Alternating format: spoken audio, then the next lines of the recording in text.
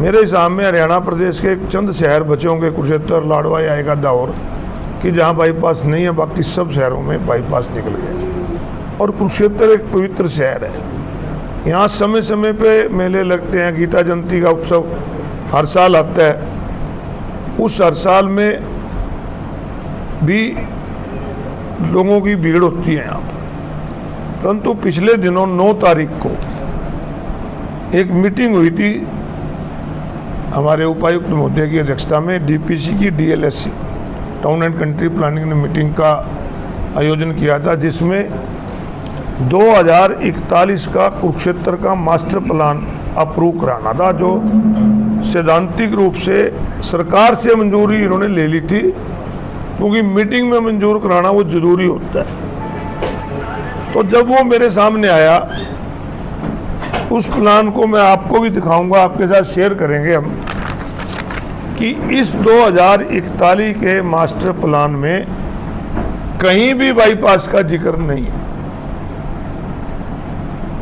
इसके अंदर कुरुक्षेत्र के चारों तरफ रिंग रोड दिखाया गया है। तो मैंने मीटिंग में पॉइंट आउट किया था, मैंने कहा था कि आप रिंग रोड बना रहे हो तो इसको ये देख लो कि बाईपास भी बनना है नेक्स्ट जब बनेगा ये, तो आपस में टकरा ना जाए। तो डीटीपी का ये जवाब था कि हमने नेशनल हाईवे वालों को 3 बार पूछ लिया, वो कहते हैं अभी तक हमारे पास कोई योजना नहीं है। तो बड़ी दुर्भाग्यपूर्ण बात है कि कुरुक्षेत्र के बाईपास जो यहाँ के लिए जरूरत है, इनके 2041 के मास्टर प्लान में ये आपके सामने है, कहीं भी इसका जिक्र नहीं है। और जो इसमें रिंग रोड भी दिखाया गया है ना, वो रिंग रोड भी आज के दिन ही वाइबल नहीं है। सरकार की तरफ से एक दावा है कि आज जो आबादी है कुरुक्षेत्र की, वो लगभग जिले की बताइए इन्होंने 7 लाख समथिंग, और 2041 का लेके चल रहे हैं 10,13,000 के करीब हो जाएगी। और उसमें ये बता रहे हैं कि 6800 हेक्टर भूमि पे हम कुरुक्षेत्र को बना रहे हैं, और 2041 के मास्टर प्लान में 7,000 ले रहे हैं। मैंने कहा भी जब तुम ड्योढ़ी लेके चल रहे हो, मान के चल रहे हो ड्योढ़ी होगी आबादी, तो फिर मास्टर प्लान को भी बड़ा लेके चलना चाहिए। तो मैंने उसमें यही सुझाव उनको दिया कि जो आपका मास्टर प्लान है इसको आप बढ़ाएं। ये ना सोचिए कि जहाँ जहाँ सत्ता पक्ष के जुड़े लोगों ने जमीनें ली हैं खाली, वही आर जोन में लेने हमने। उसके अलावा कुरुक्षेत्र जो शहर है हमारा, थनेसर या कुरुक्षेत्र शहर, इसके 3 पटवार सर्कल हैं, दरा कलां, दरा खुर्द और दरा खेड़ा। तो आप इसको जीटी रोड के परे तक तो ले जा रहे हो, परंतु जो दरा खुर्द का, दरा कला का, दरा खुर्द के खेड़े का एरिया है, इसको भी आप इसमें इन्वॉल्व करो।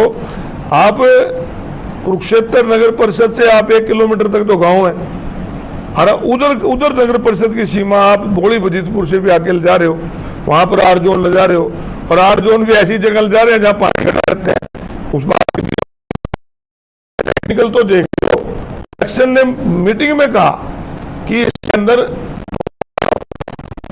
हमें ये नहीं है कि मास्टर प्लान में किसको क्या लेना है, जहां किसको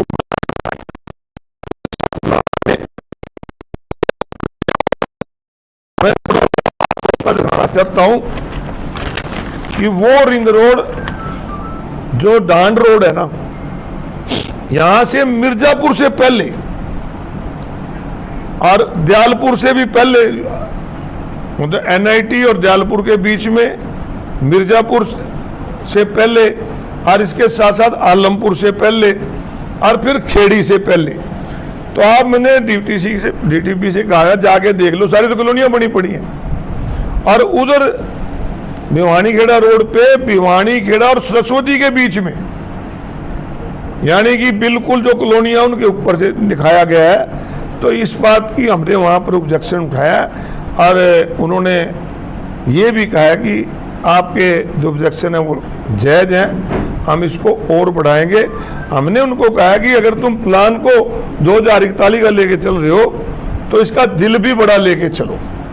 ये मत सोचो कि किसकी ज़मीन कहाँ आ रही है, वहाँ काटना है। यहाँ तो कई चीज़ें तो ऐसी हैं, आपको दिखाऊंगा, आपको हैरानी होगी कि ये सीधी सड़क जानी थी, यहाँ से बीच में कोई ज़मीन ले रखी होगी, उसको भी ऐसे मोड़ दिया। मैं कहा ये मत करो कि टुकड़े देख देख के हमने करनी है। इसका अगर तुमने प्लान बनाया है तो अच्छे ढंग से इसका बनाओ।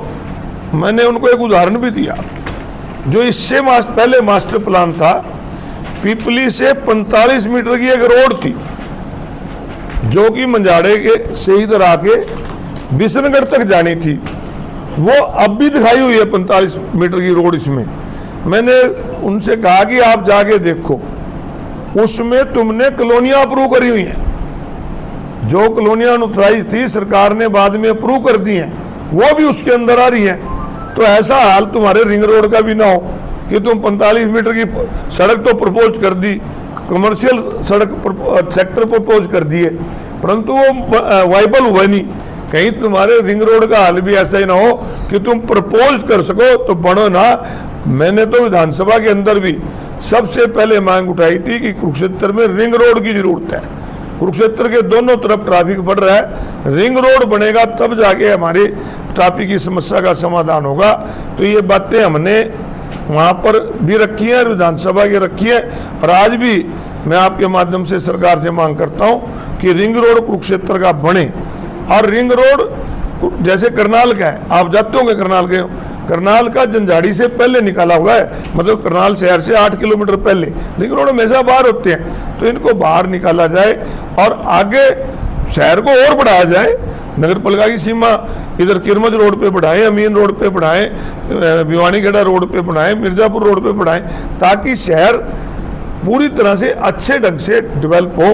ये बात आज आपसे शेयर करनी थी, आपको बुलाया क्योंकि कई दिन से चर्चाएं हैं कि बाईपास मंजूर है। कई दिन से, पिछले दिनों सरकार की तरफ से एक प्रेस नोट भी जारी हुआ कि हमने रिंग रोड को इसको सारी अप्रूवल दे दी है।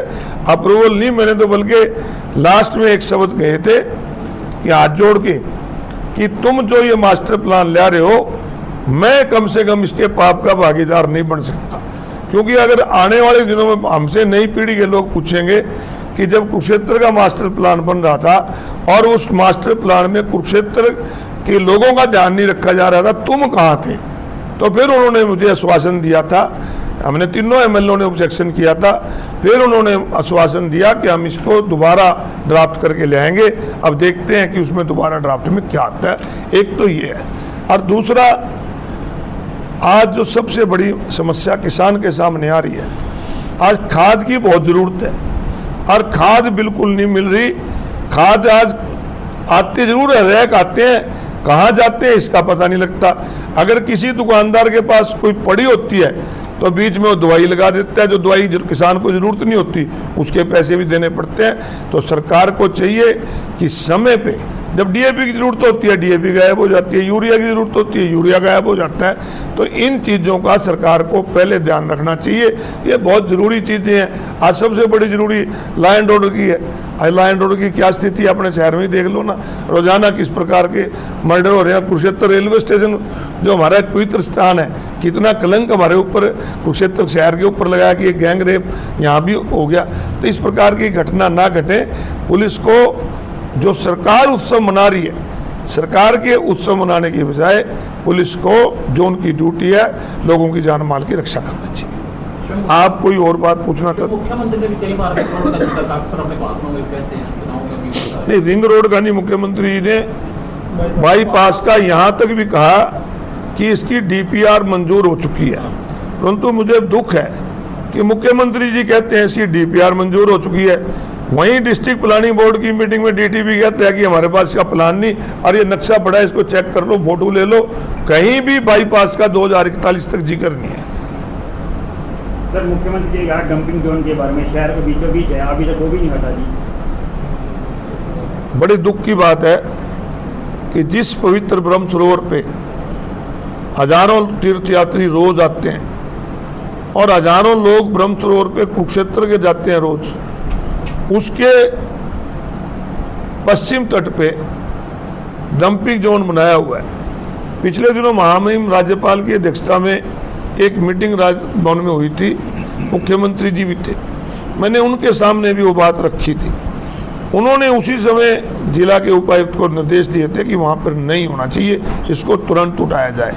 उसके बाद आपने प्रेस के बाद साथियों ने जब जिला ग्रीवेंसेस कमेटी की मीटिंग थी उसमें भी इसको उठाया था, तो उस समय भी मैंने कहा था कि मुख्यमंत्री जी ने कहा था, उस समय मंत्री ने भी कहा था, परंतु इस प्रकार आज मुख्यमंत्री के और मंत्री के बात पे भी आज काम नहीं हो रहा, तो ये बड़ी दुर्भाग्यपूर्ण बात है। टेंडर को लेकर जो पीछे आपने जो काम नहीं हो पाया, टेंडर होते हैं, तो उनका विरोध में जब आपके पूर्व मंत्री जी ने भी चिट्ठी की, फिर अब तक 1 करोड़ रुपए के ही केवल काम हो, बाकी दिन पेंडिंग पड़े। मैंने तो जो नगर परिषद की लिस्ट आई थी उस लिस्ट में कहा था कि इतने काम कंप्लीट हो चुके हैं।